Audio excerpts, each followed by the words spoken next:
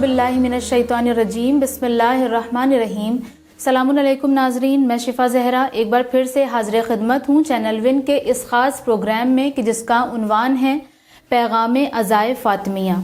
नाज़रीन मोहतरम, इस प्रोग्राम में हम मुस्तक़िल ये कोशिश कर रहे हैं कि हम जनाब सैयदा की ज़िंदगी के हर उस पहलू पर मुख्तसरन रोशनी डाल सकें और उससे दर्स हासिल कर सकें, क्योंकि जनाब सैयदा हमारे लिए रोल मॉडल हैं, हमारे लिए उसवा हैं। और तारीख़ के आईने में जिस तरह से हम देखते हैं कि आपने अपनी मुख्तसर ज़िंदगी में औरत के हर किरदार को इस्मत व तहारत के दायरे में रहकर इस तरह से पेश किया कि तारीख़ के औराक आपकी मिसाल पेश करने से कासिर हैं। क्यों? क्योंकि वो रसूल के साथ ना सिर्फ एक लायक और इताअतशार बेटी बन के रहीं, बल्कि वक्त ज़रूरत माँ का किरदार भी इस तरह से अदा किया कि रसूल जैसा बाप उन्हें उम्मे अबीहा कह उठा, या आपने ऐसी बीवी का किरदार अदा किया कि तारीख़ के आईने में ऐसी कोई बीवी हमें दिखाई नहीं देती। आप ऐसी बेहतरीन माँ रहीं कि ऐसी कोई माँ हमें दिखाई नहीं देती। लिहाजा आज के इस प्रोग्राम में हम जनाब सैयदा की ज़िंदगी के बारे में और ज़्यादा जानेंगे। तो आइए आज के अपने इस एपिसोड का आगाज़ करते हैं डॉक्टर रज़ा अब्बास साहब के इस्तक़बाल के साथ। सलामुन अलैकुम। वालेकुम अस्सलाम। डॉक्टर साहब, जैसा कि आप मुसलसल हमारे तमाम सवालात के बहुत ही अच्छे से जवाबात दे रहे हैं, तो आज का मैं आपसे जो सवाल करना चाहूँगी वो इस हवाले से कि हमें एक रिवायत मिलती है इमाम हसन अस्करी अलैहिस्सलाम से कि जिसमें आपने ये फरमाया कि हम 11 के हम तुम पर हुज्जत हैं, यानी उम्मत पर हम हुज्जत हैं, लेकिन हम 11 पर हुज्जत हमारी जद्दा फातिमा ज़हरा हैं। तो सवाल यहाँ पर यह पैदा होता है कि एक खातून जो ना नबी है, ना इमाम है, ना कोई दीन लेकर आई, ना कोई किताब लेकर आई, फ़कत ये कि वो एक दुख्तर रसूल हैं, तो फ़कत दुख्तर रसूल होने की बिना पर वो इतना बड़ा लक़ब उन्हें मिल गया कि वो इमामों की हुज्जत कहला रही हैं, ये कैसे? बिस्मिल्लाहिर्रहमानिर्रहीम। बिल्कुल, ये अगर ये रवायत है, ज़ाहिर है, तो हम इससे पूरी तरह मुत्तफ़िक़ हैं कि इमाम हसन अस्करी अलैहिस्सलाम ने फरमाया कि हमारी जद्दा हम 11 इमामों पर हुज्जत हैं। इसके कई पहलू हैं, इसके कई एस्पेक्ट्स हैं। पहला एस्पेक्ट तो यही है कि 11 इमामों की वालिदा हैं, यानी जद्दा माजिदा हैं, तो सबकी नस्ल किससे चली? हज़रत फ़ातिमा ज़हरा से। तो हज़रत फ़ातिमा ज़हरा असल में इस एतबार से देखिए, आपको कई पहलुओं से देखिए, हज़रत फ़ातिमा ज़हरा वो हैं जो नबूवत को इमामत से जोड़ती हैं। ठीक है जी। नबूवत और इमामत के बीच लिंक कौन है? जनाब सैयदा। जनाब सैयदा, बिल्कुल, क्योंकि इमामत और नबूवत के बीच लिंक कौन है? बीबी फातिमा है ना। हाँ। तो पहली बात तो यही कि, और दूसरी बात कि सिर्फ बिनते रसूल होना कोई ऐसी मतलब बहुत बड़ा कमाल नहीं है उस एतबार से जो उनका शख्सी कमाल है ना। क्योंकि बहुत से लोग ऐसे हैं जो बहुत सी रवायतें लेके आते हैं कि नबी की और बेटियां थी, लेकिन कोई काबिल जिक्र नहीं थी। कहीं तारीख़ इस्लाम सूनी सन्नाटी पड़ी हुई है कि कहीं कोई कारनामा पेश किया जाए कि भाई कौन थी, कहाँ थी, क्या था। तो हज़रत फ़ातिमा ज़हरा खुद अपने किरदार के एतबार से, है ना। और फिर सबसे बड़ी बात कि जो इमाम हसन अस्करी अलैहिस्सलाम कह रहे हैं वो कितनी बड़े उसकी गमाजी कर रही, हकीकत की गमाजी कर रही है बात कि हज़रत बीबी फातिमा नबी का जुज़ हैं। बेशक। तो जब नबी रसूल इस्लाम जो है वो 12 इमामों के ऊपर हुज्जत है या नहीं है, तो अगर नबी जो है उन 12 इमामों पर हुज्जत है, तो हज़रत फ़ातिमा ज़हरा भी अपने 11 बेटों के ऊपर हुज्जत है, क्योंकि जुज़्व रिसालत है, नबूवत के कमालात आपके अंदर हैं। नबी ने बहैसियत बेटी के उनकी उतनी फजीलतें नहीं बयान की हैं जितनी बहैसियत एक आइडियल खातून के बयान की हैं। और जो कुछ कहा, तो आप ही बताइए कि पहले तो यही समझ लीजिए कि जुज़्व रिसालत का मतलब क्या है। जुज़्व रिसालत का मतलब क्या है? सबसे पहला मतलब है कि अगर तुम नबी को मासूम मानते हो तो हज़रत फ़ातिमा ज़हरा को मासूमा मानो जी। तो जब मासूमा है तो हुज्जत है या नहीं? तो एक तरफ मर्तबे के लिहाज से हुज्जत है, दूसरी तरफ नबी के डायरेक्ट, देखिए आप कह सकती हैं कि हज़रत इमाम अली नकी, इमाम हसन अस्करी, इमाम जितने आइम्मा हैं वो नबी के वारिस हैं, लेकिन हज़रत फ़ातिमा ज़हरा बराह रास्त नबी की आगोश में पली हैं। तो जो नबी की मारिफत का लेवल हज़रत फ़ातिमा ज़हरा का है, کوئی امام یہ نہیں کہے گا کہ ہم ان سے زیادہ نبی کی معرفت کرتے ہیں. کوئی کہہ سکتا ہے؟ تو جب کوئی نہیں کہہ سکتا تو حضرت فاطمہ زہرا ان کے اوپر حجت ہوئی کہ نہیں ہوئی؟ آپ بتائیے, ہے نا. اور نبی چونکہ اپنا جزو کہہ چکے ہیں. دیکھیے جزو رسالت چھوٹا موٹا مرتبہ نہیں ہے, بہت بڑا مرتبہ. دیکھیے ایک میں آپ کو اور بتاتا ہوں, کچھ کبھی ہو سکتا ہے کوئی باپ یہ کہہ دے کہ میری بیٹی میری روح ہے, میری نور نظر ہے, یا میری جان ہے. یہ تمام لفظ جو ہے مجاز ہیں, حقیقت نہیں ہو سکتے. کہ بھئی نور نظر ہے تو نور نظر کا مطلب آنکھوں میں تو نہیں گھس گئی ہے, تو اس کے معنی نور نظر ہے مجازی بات ہے. یہ میری روح ہے تو روح تو اس کے اندر ہے, روح لیکن کیا ہے یہ سب مجاز ہے. لیکن نبی نے کہا کہ یہ میرا جزو ہے تو حقیقت اس معنی میں ہے کہ جز کا مطلب ہے کہ کل کا ایک پارٹ. اچھا, یعنی جو کچھ ہمارے اندر ہے وہ میری بیٹی کے اندر مانو, موجود ہے سب. تبھی تو نبی نے فرمایا. ورنہ نبی یہ بھی کہہ سکتے تھے میری نور نظر ہے, میری روح ہے, میرا سب کچھ ہے, کہہ سکتے تھے, لیکن وہ مجاز ہوتا. یہ ایک حقیقت کی طرف اشارہ ہے کہ ہم جو کوالٹیز, جو فضائل و کمالات ہمارے مان رہے ہو, مجھے صادق مان رہے ہو تو اس کو صدیقہ مانو, مجھے جو ہے امین مان رہے ہو تو اس کو امانت دار مانو, مجھے جو ہے معصوم مان رہے ہو تو اس کو معصومہ مانو. تو جب یہ معصومہ ہے اور کتنے معصومی یعنی عصمت کے حصار میں ہے, معصوم کی بیوی ہے, معصوم کی ماں, 11 معصوموں کی ماں ہے اور نبی کا وہ ہے, تو وہ حجت ہیں ہی, ہر اعتبار سے حجت ہے. حضرت فاطمہ زہرا سب پر حجت ہے. 11 امام تو ان کے آگے سر ہی نہیں اٹھا سکتے. وہ تو یہ کہیں گے کہ ہماری جدہ ماجدہ ہے, وہ ہماری جو ہے وہ ہمارے مطلب یہ کہ وجود کی وجہ ہیں کہ ہم انہی کے ذریعے سے ہم رسول اللہ سے جڑے ہوئے ہیں. جی 11 امام کس کے ذریعے رسول سے جڑے بتائیے؟ بی بی کے ذریعے سے. کئی امام یعنی معصومین کے مناظرے ہوئے ہیں. مثلا امام رضا سے غالباً مامون نے کہا تھا کہ آپ جو ہیں وہ اپنے کو فرزند رسول کیسے کہتے ہیں, آپ تو نواسے ہیں. تو امام نے کیا فرمایا تھا؟ امام نے فرمایا کہ یہ بتاؤ, یہ دلچسپی کے لیے میں آپ کے سامنے پیش کرتا ہوں تاکہ ناظرین سمجھ جائیں کہ فرمایا, اور یہ بھی کہا کہ ہم جو ہے وہ عباس کی اولاد ہیں اور آپ ابو طالب کی اولاد ہیں, اور ابو طالب اور عباس آپس میں بھائی تھے, تو ہم آپ کے برابر ہی تو ہوئے. اچھا, برابر ہوئے, تو کہاں سے آپ جو ہے فرزند رسول ہو گئے؟ تو کہا کہ ابھی میں تمہیں سمجھاتا ہوں. کہا کہ یہ بتاؤ اگر آج نبی زندہ ہو جائیں, اور تم سے تمہاری بیٹی کا ہاتھ مانگے تو تم دو گے؟ ارے میری تو قسمت کھل جائے گی, اس سے بڑھ کے کیا بات ہو سکتی ہے, میں ضرور دے دوں گا. تو نبی نے کہا بس تم میں اور ہم میں یہ فرق ہے کہ نبی تم سے تمہاری بیٹی کا ہاتھ مانگ سکتے ہیں, لیکن مجھ سے میری بیٹی کا ہاتھ نہیں مانگ سکتے, کیونکہ وہ ان کی بیٹی ہوگی. صحیح بات ہے, واقعاً وہ ان کی بیٹی ہے, ان کی نسل سے ہے. کیونکہ یہ مسئلہ شرعی آپ کو پتہ ہی ہے کہ جو ہے وہ نواسی پوتی جتنا نیچے چلی جائے وہ اولاد میں شمار ہوتی ہے, اس تک میراث بھی پہنچے گی, اولاد میں شمار ہوگی, اور وہ اس کی محرم ہوگی. 10 پشتوں کے بعد بھی کوئی نواسی ہے تو وہ اپنے نانا کی محرم ہے. ٹھیک ہے نا جی, بہت عمدہ جواب. بالکل.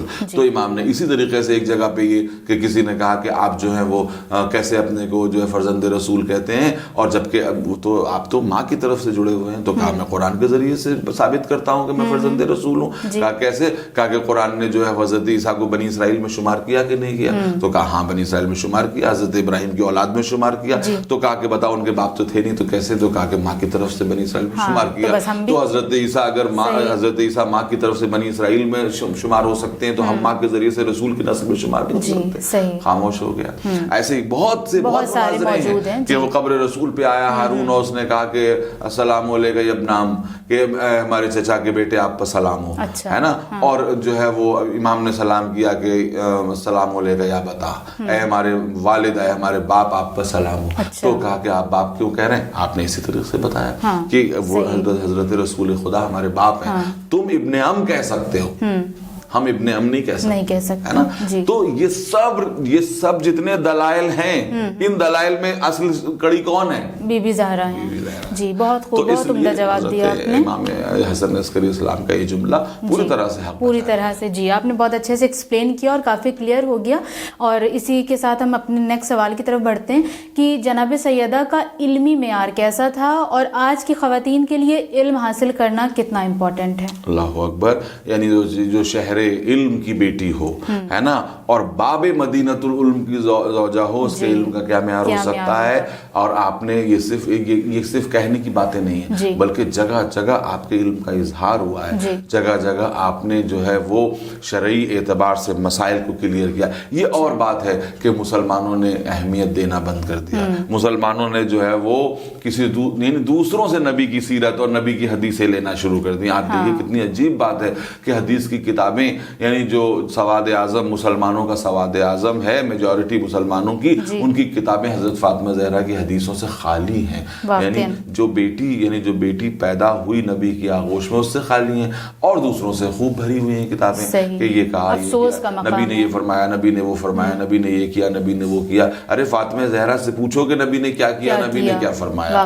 اور جگہ جگہ آپ نے مسائل کا, شرعی مسائل کا حل پیش کیا ہے, لوگوں کو ایجوکیٹ کیا ہے, بتایا ہے, دعائیں اور مسائل شریعت سب آپ نے بیان کیا. اور اس سے بڑی بات کہ مزاج شناس رسالت, یہ ایک بہت بڑی بات ہے. یعنی علم کا ایک مرحلہ یہ ہے کہ انسان بہت کچھ جان لے لیکن مزاج نہ سمجھ سکے. رسول اسلام نے کہا کہ میری بیٹی میرا مزاج سمجھتی ہے, میرے جملوں کے معنی سمجھتی ہے میری بیٹی, ہے نا. تو یہ جو چیزیں ہیں یہ بہت اہم ہیں کہ مثلا کہا جاتا ہے کہ اب روایات میں ہے تو میں بھی بیان کیے دیتا ہوں کہ ایک دفعہ نبی آئے تو دیکھا کہ ایک تھوڑا قیمتی پردہ تھا جو لگا ہوا تھا, تو آپ واپس لوٹ گئے. حضرت بی بی فاطمہ زہرا جو تھی, جو باپ کی بالکل نظروں کو پہچانتی تھی, ادھر سے ادھر فوراً اس کے ٹکڑے کیے, غربا و مساکین میں بانٹ دیے اور باپ تک خبر پہنچا دی. تو جیسے ہی نبی تک خبر پہنچی آپ کا چہرہ جو ہے وہ جو ہے 14ویں رات کے چاند کی طرح روشن ہو گیا, اور کہا کیوں نہ ہو, میری بیٹی میرا جو ہے وہ جز ہے. تو وہ میرے مزاج کو پہچانتی ہے کہ کون سی بات جو ہے میرے مزاج پر بار ہے اور کون سی بات جو ہے وہ مجھے خوش کر دیتی ہے نا. تو علم کا آپ یہی تصور کر سکتے ہیں کہ جو باب مدینۃ العلم کی شریک حیات ہو اور جس کو نبی نے اس کا کفو قرار دیا ہو, تو جو حضرت علی کے علم کا معیار مانیے وہ حضرت فاطمہ زہرا. اچھا, تو آج کی خواتین مطلب کیونکہ یوزلی یہ ہوتا ہے نا, عورتوں کو یہ سکھایا جاتا ہے تم کیا کرو گی پڑھ لکھ کے, کل کو تو تمہاری شادی ہو جانی ہے, تمہیں گھر میں رہنا ہے, تو جاہل ماں کی گود سے جاہل نسل پیدا ہوگی. اتنی سی بات پوائنٹ ہے آپ کی بات میں کہ جاہل ماں کی گود سے جاہل نسل پیدا ہوتی ہے, اور ایک عالم پڑھی لکھی ماں. اب دیکھیے پڑھی لکھی کہنے سے مطلب میرا وہ ڈگریاں نہیں ہیں کہ جو بازاروں میں بکتی ہیں, یونیورسٹیوں سے ملتی ہیں, بلکہ شعور کے ساتھ, شعور, باشعور, سمجھنے والی, سمجھدار ذہین, ان ماؤں کے گود سے پڑھے لکھے بچے پیدا ہوتے ہیں, ہے نا. صحیح بات ہے. یہ ڈگریوں کی بات نہیں, ایسی میں نے ڈگریوں کے ساتھ لوگوں کو جاہل دیکھا ہے کہ جن کے پاس شعور نہیں, جن کے پاس معاملات نہیں, جو گفتگو کا فن نہیں جانتے, جو چیزوں کو سمجھتے نہیں ہیں, اڑیل ہٹ دھرم, تو وہ نہیں. بلکہ پڑھی لکھی ماں, اگر آپ نے ایک عورت کو پڑھا, کہا جاتا ہے نا کہ اگر آپ نے ایک مرد کو پڑھایا تو آپ نے ایک فرد کو پڑھایا, اور جب آپ نے ایک عورت کو پڑھایا تو ایک نسل کو پڑھایا. تو جو ہے وہ اس سے تو انکار نہیں ہو سکتا کہ پڑھی لکھی گود سے ہی پڑھی لکھی نسل پیدا ہوتی ہے. جی, تو اس سے یہی بات سامنے آتی ہے کہ آج کی ہر عورت کو ایجوکیشن کے اوپر بہت زیادہ توجہ دینے کی ضرورت ہے. اچھا ڈاکٹر صاحب, رسول اللہ صلی اللہ علیہ وسلم کی ایک حدیث ہمیں ملتی ہے جو کافی مشہور و معروف ہے کہ جس نے فاطمہ کو ناراحت کیا, ناراضی کیا, گویا اس نے مجھے ناراحت کیا. صحیح بخاری کی حدیث ہے, اور جس نے مجھے کیا اس نے خدا. بہت سی شیعہ کتابوں میں تو بے انتہا ملتا ہے, لیکن یہ صحیح بخاری کی حدیث ہے. اچھا, اصل وہاں سے ہے. بالکل. اچھا, تو جب یہ حدیث ہمارے, جی ہاں, تو جب یہ حدیث کا ذکر ہوتا ہے تو ہمارے ذہن میں کچھ مشخص شخصیات کے نام آ جاتے ہیں کہ اچھا ہاں فلاں فلاں نے ناراضی کیا, ناراحت کیا, تو بس انہی سے جناب سیدہ ناراض ہیں. تو کیا بس انہی سے ناراض ہیں, یا ہمیں بھی فکر کرنی چاہیے اس بات کی کہ کہیں ہم بھی اس زمرے میں نہ آ جائیں؟ بالکل سامنے کی بات ہے کہ نبی کس سے ناراض ہے, علی کس سے ناراض ہے, امام کس سے ناراض ہے. بھئی اس سے اپنے اگر ہم اماموں کی امامت کو ان کے دور تک محدود مان لیں تو انہیں اپنی لوگوں تک ناراض ہیں, لیکن اگر اماموں کی امامت کو اور ان کے کردار کو قیامت تک کے لیے حجت سمجھیں تو ہر امام ہر اس آدمی سے ناراض ہیں کہ جو ان کے راستے پہ نہیں چلتا, جو اوصاف حمیدہ نہیں رکھتا. تو حضرت بی بی فاطمہ ہر اس مرد اور عورت سے ناراض ہیں کہ جو ان کے باپ کے راستے پہ نہیں چلتا, جو اسلام کو صحیح اصولوں کو نہیں کرتا. ہاں کچھ جو شخصیتیں جن سے وہ ناراض تھیں وہ بالکل امیڈیٹ سامنے نظر آتا ہے کہ وہ کس سے ناراض, لیکن ہم یہ نہیں کہہ سکتے کہ بس اب یہی ہیں اس حدیث کے زمرے میں, یہ نہیں کہہ سکتے. جس طرح سے دیکھیے میں آپ کے سامنے بیان کروں, جس طرح سے قرآن کی آیتوں کو وقت سے محدود نہیں کیا جا سکتا, ویسے ہی نبی کی حدیثوں کو وقت سے محدود نہیں کیا جا سکتا. اچھی بات آنے والے وقت کے لیے اسی طریقے سے ہے نا. قرآن میں آپ کے سامنے ایک چھوٹی سی جو قرآن کی آیت پڑھتا ہوں کہ وَإِذَا الْمَوْءُودَةُ سُئِلَتْ بِأَيِّ ذَنبٍ قُتِلَتْ, کہ ہم اس دن بیٹی سے سوال کریں گے کہ تجھے کس جرم میں مارا گیا, قتل کیا گیا. تو اس کا کون سا زمانہ مراد ہے؟ تو مفسرین نے لکھ دیا کہ جب جو ہے وہ عرب اپنی بیٹیوں کو زمین میں زندہ دفن کرتے تھے, لیکن یہ نہیں دیکھا کہ جو ہے وہ زمانہ کروٹیں بدل بدل کے بیٹیوں کے اوپر ظلم کرنے کے نئے نئے طریقے نکالے گا. اب زمانہ یہاں تک پہنچا کہ الٹرا ساؤنڈ کے ذریعے سے ماں کے پیٹ میں دیکھ لیا کہ بیٹا ہے کہ بیٹی, اور بیٹی ہوتی ہے تو بہت سے ایسے ملعون لعین لوگ جو ہے بیٹی کو ختم کر دیتے ہیں. تو جتنی یہ آیت اس دور کے لیے ہے اس سے زیادہ آج کے دور کے لیے ہے کہ نہیں ہے. وہاں تو عرب بیچارہ جاہل تھا, وہ انتظار کرتا تھا کہ بیٹی سامنے آئے, یعنی ماں کے پیٹ سے ظاہر ہو کہ کیا ہے, تب اس کو دفن کرے. یہاں تو آپ نے پہلی سانس لینے سے پہلے ہی اس کو مار دیا. تو وہ آیت دیکھیے, جتنا تو آیت موجز نما ہوتی ہے تو آیت وقت کے ساتھ نئے معنی ظاہر کر دیتی ہے. اسی طریقے سے نبی کی حدیث کو بھی وقت سے محدود نہیں کیا جا سکتا. نبی کی حدیث نے کہا کہ من ازاح فقد ازانی, تو اس کے لیے اس دور میں جس نے فاطمہ زہرا کو ناراض کیا اور آج کے دور میں جس نے ان کو ناراض. ہاں, ہر وہ انسان اس حدیث کے زمرے میں آتا ہے تو ہم مشخص نہیں کر سکتے. جی بہت خوب. اچھا جناب سیدہ کی ایک وصیت ہمیں ملتی ہے کہ جس میں آپ نے یہ فرمایا کہ میرے جنازے کو شب کی تاریکی میں اٹھایا جائے, تو اس کے پیچھے کیا ریزن ہے؟ بالکل بالکل, وہ آپ کا مشہور جملہ کہ وغسلنی وکفنی ودفنی فی اللیل, کہ ہم کو رات میں دفن کیجئے گا. تو اس کے پیچھے بہت سی وجوہات ہیں, اور پہلا جو امیڈیٹ چیز نظر آتی ہے وہ یہ کہ ایک تو حضرت بی بی فاطمہ زہرا کو اپنے ظاہرے کے پردے کا بہت خیال تھا, ہے نا. تو عورت کے لیے مستحب بھی ہے کہ اس کا جنازہ پردہ شب میں اٹھایا جائے. اور اصل بات یہی ہے, جو اصل بات ہے وہ ہم کیوں چھپانا چاہیں گے, وہ اصل بات یہ ہے کہ وہ یہ نہیں چاہتی تھی کہ جن لوگوں نے ان کو تکلیف پہنچائی ہے وہ ان کے جنازے میں شامل ہو جائیں. ٹھیک ہے نا. اور یہ بھی کہا تھا کہ میرے جنازے کی خبر بس خاص ان لوگوں کو دی جائے جنہوں نے مجھے ناراض نہیں کیا. اس قدر آپ ناراض تھی ان لوگوں سے. اس قدر ناراض تھی, اور ان جنرل وہ اہل مدینہ سے ناراض تھی. ٹھیک ہے.